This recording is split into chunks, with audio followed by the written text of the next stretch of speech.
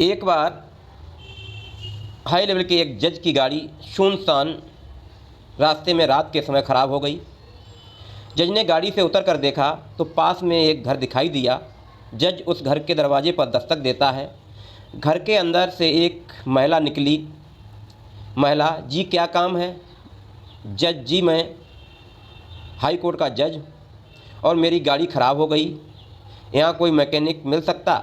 महिला, मैकेनिक तो सुबह यहाँ से 10 किलोमीटर दूर जाकर मिलेगा। जज, यहाँ रहने के लिए कोई कमरा मिलेगा? महिला, जी नहीं, यहाँ कोई कमरा नहीं है और मैं यहाँ अकेली हूँ। जज, क्या आप मुझे यहाँ रहने देंगी? महिला, क्यों? जज, क्योंकि मैं हाई कोर्ट का जज हूँ।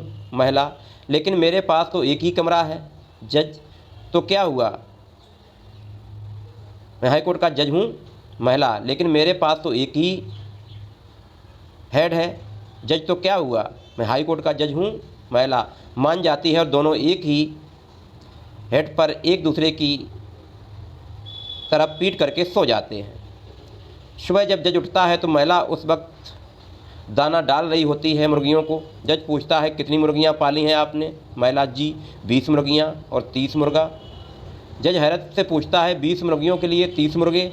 महिला अपने अंदाज में, जी काम के तो सिर्फ 5 ही हैं, बाकी तो सभी हाई कोर्ट के जज हैं।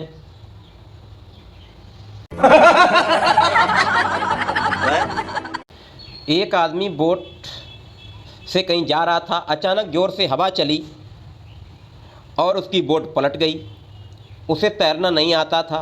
वो प्रार्थना करने लगा, भगवान अगर मुझे बचा लिया तो मैं गरीबों में 2 किलो लड्डू बांटूंगा। फिर ज़ोर से हवा चली और एक बड़ी सी लहर उसे ज़मीन पर ले गई। वो खड़ा हुआ और हंसते हुए ऊपर देख के बोला, हा हा हा, कैसे लड्डू, कौन से लड्डू? फिर ज़ोर से हवा चली और एक बड़ी लहर ने उसे वापस पानी में खींच लिया।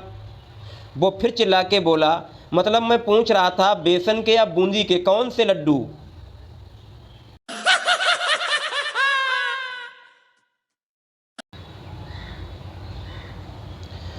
राम कथा चल रही थी। अचानक माइक पर अनाउंसमेंट हुआ, भाई पवन अरोड़ा जी जहाँ कहीं भी हों तुरंत घर पहुँचें। वंदना भाभी उनका घर पर इंतज़ार कर रही हैं। राम कथा सुन रहे भाई पवन अरोड़ा तत्काल उठ खड़े हुए और उठकर जाने लगे। तभी महिलाओं में बैठी वंदना भाभी चिल्लाईं, अरे बैठो बैठो, राम कथा सुनो। मैंने तो खाली चेक करने के लिए अनाउंसमेंट कराया था कि राम कथा ही सुनने गए हो या कहीं और। जय श्री राम।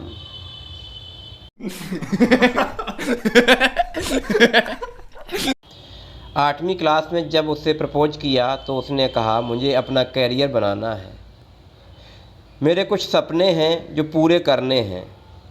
आज कितने सालों बाद उससे मुलाकात हुई तो देखा भैंस का गोबर उठा रही थी।